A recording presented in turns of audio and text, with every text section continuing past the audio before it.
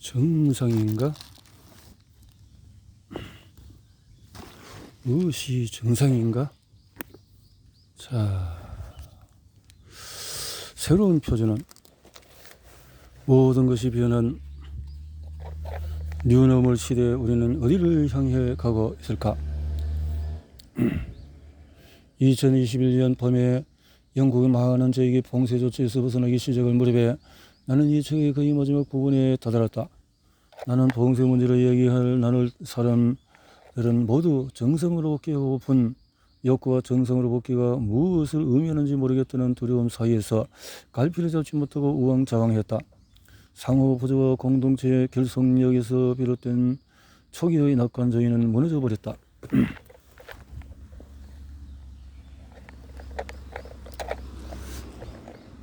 한쪽에서는 일부 재택근무자들이 속한 온라인 사회주의가, 한쪽에서는 불행한 사람들이 속한 푸드뱅크 복지 투쟁의 세상은 이렇게 분열된 것처럼 보였다. 사법체계 공교여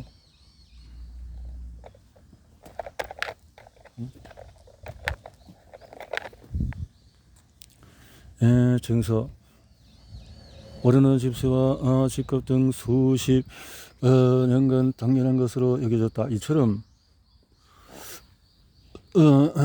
표면적으로 안정된 세상에서 사회는 그저 단순히 존재한 또 국민들을 에워싼 힘은 변함없고 앞으로도 변하지 않을 것처럼 보였다. 이는 사실이라고 가정하기는 규범적인 기대에 의해서 권리를 박탈하는 사람이나 규범적인 기대에 의해서 혜택을 받는 사람이나 마찬가지였다.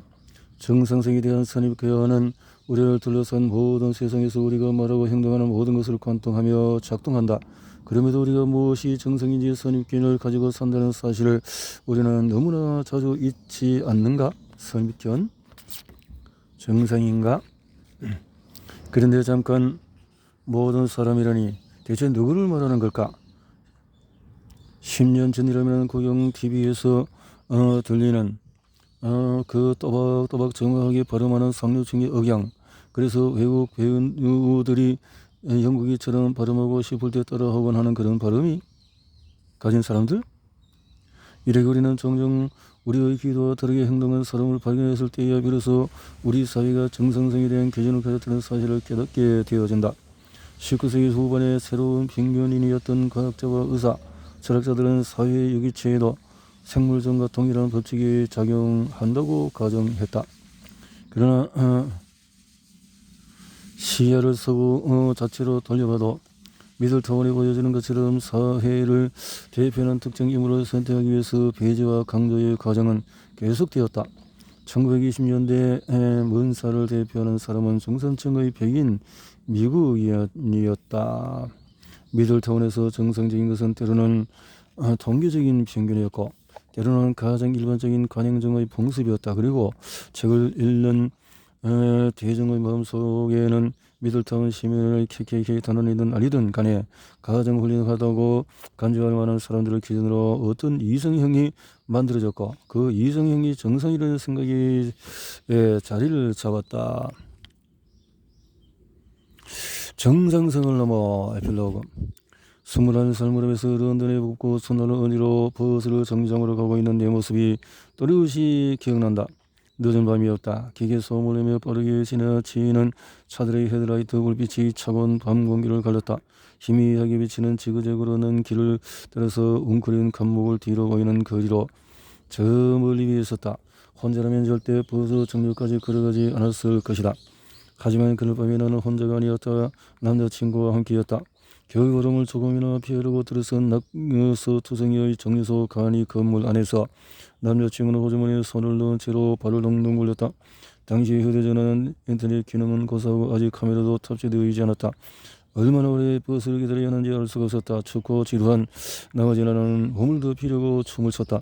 아마 노래도 불렀던 것 같다. 남자친구가 나를 언짢은 듯이 쳐다보며 불평했다. 좀 정상적인 여자친구일 수는 없는 거야? 그는 어떤 뜻으로 정상이라는 말을 썼던 것일까? 아마 본인 스스로 정확하게 몰랐을 것이다. 확실한 것은 그의 말이 모욕주려는 의도가 있었다는 것이다. 그는 피곤하고 춥고 우울했다. 어쩌면 나의 매우 불안정한 정신건강 탓에 반복되는 극적인 사건들에 질렸던 것인지도 모른다. 돌이켜보면 당시의 내 상태가 그에게는 스트레스였고 지인을 잃은 일이라 쓴 것이 생각이 든다. 그럼에도 그때 나는 그런 그가 고맙지는 않았다. 그의 말은 다른 한편으로 보면 나의 행동을 바꾸게 해서 우리 둘 다 정확히 알지 못하는 이상적이라고 여겨지는 기준에 부합하게 만들려는 시도이기도 했다. 몇 년 후에 나와 같이 공유주택에 살던 멤버 중에서 2명이 클럽에서 놀다가 집에 들어오는 길에 같이 사는 우리 중에서 누가 가장 정성적인지를 두고 논쟁을 벌였다고 한다. 그 영예를 차지하려고 애쓰고 싶은 마음이 전혀 없었던 두 친구는 우리들 중에서 없는 것은 확실해. 그러니까 우리가 친구지 라고 마무리했단다. 정성이란 것에 대해서 내 생각 역시 나의 성장 과정을 통해서 형성이 되었다. 만약 우리가 정성성을 하나의 역사적인 범죄에 불과하다고 비판한다면 그런 정성성 개념의 탄생부터 죽음에 이르는 우리의 삶 전체와 어떻게 들켰는지를 하나하나 풀어서 살펴볼 필요가 있다. 우리가 지금 따라온 정성성의 탐구 여정도 이제 막바지에 다다랐다. 그 과정에서 우리는 정성성의 역사가 비교와 문제제기의 끊임없는 실패로 점철되어 있음을 목격할 수 있었다. 이제 우리는 하나의 범죄로서 정성성이 편견 혹은 자연적인 표상이기도 하지만은 개털레의 편견적인 것부터 정상적인 젊은 이들에 대한 하버드 그랜트의 연구에 이르기까지 의료체계 또 과학계 대중문화에 구축되어 온 것이기도 하다는 것을 알게 되었다. 정성성의 실체를 부여하려 했던 거의 모든 시선 일련의 특징을 공유한다. 서구에서 정상적인 존재란 늘 백인 남성이자 건강한 신체를 지닌 중간 계급이 또 성별의 성정체성이 일치하는 이성애자였다. 전형적인 여성의 대표적인 노르마의 신체 사이즈에 완벽하게 맞아 떨어지는 사람이 한 명도 없다는 사실에서 알 수 있듯이 정상 기준은 우리가 예상하는 것보다도 훨씬 적은 아주 소수의 사람만이 충족시킬 수 있다. 소위 정상적이라는 일컬어지는 특징을 구현하고 있는 어떤 다수 집단이 존재할 거라는 생각은 착각이다. 만약 여러분이 이러저러한 여러 배제당한 경험이 있다면 정상성의 정의가 보편적이지 않다는 사실을 인식하기에 그리 어렵지는 않을 것이다.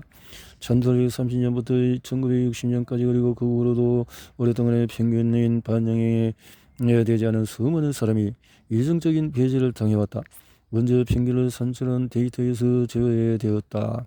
이런 배제에도 불구하고 인종과 계급, 젠더, 섹슈얼리티에 근거한 관례적인 정상성 개념들은 유럽과 북미 그 외의 국가들에서 전반에 걸쳐서 모든 시민의 삶과 행동을 규정하는 지침으로 작용해왔다. 이에 따른 결과는 엄청나서 현대사회에까지도 그 영향력이 남아있다. 물론 정상과 다르다고 해서 항상 처벌을 받는 것은 아니다. 정상적인 것이란 다수의 상태를 일컫는다는 잘못된 관념 속에서 때때로 차이가 원래부터 없었던 것이냐 지워지기도 한다. 예컨대 1960년대의 신문들이 키티 제노비스의 레즈비언 정체성을 너무나도 완벽히 삭제해버린 나머지 한 연구자가 대중이 알고 있던 그녀의 이미지를 바로잡기까지 꼬박 50년이 걸렸다. 트랜스 여자들을 출생을 당시에 혹은 트랜스 이전의 이름으로 부르는 데이네이밍으로 둘러싼 최근의 논쟁도 예로 들 수가 있다.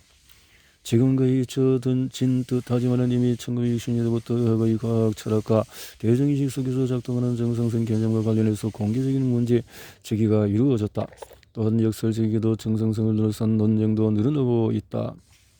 정상성의 힘이 여전히 강력한 위력을 발휘하는 이유 중에 하나는 일반적으로 정상의 그 반대말인 소위 비정상에 의해서 정의되어 왔기 때문이다. 편견이는 사회의 중심이여 편견을 둘러싸고 다양한 사회적인 요소들이 진동한다고 여겨졌다. 정상이라는 말은 처음부터 평균과 이상이라는 개념에서 시작이 되었다. 정상이라는 것 자체가 허구적인 관념인 탓에 현상과 같은 것으로 또는 우주의 중심인 부유한 백인 남성과 같은 것으로 이해해도 무리가 없었다.